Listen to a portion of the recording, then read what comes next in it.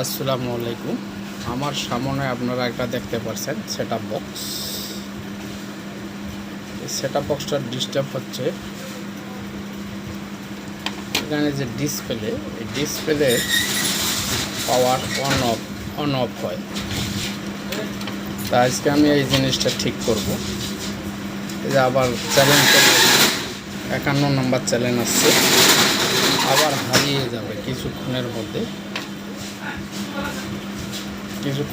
হারিয়ে যাবে। অনেক সময় হারায়, অনেক সময় হারায় না।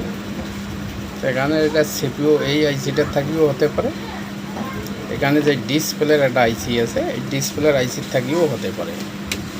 যে ডিসপ্লেটা এখানে পলিথিন দিয়ে দেওয়া আছে যাতে বডি হয় না স্টিলের সঙ্গে। এখন পর্যন্ত ঠিক আছে, তা আমি এটা ঠিক করব। এটা হচ্ছে এর মাদারবোর্ড, এটা হচ্ছে চার্জার 5 ভোল্টের।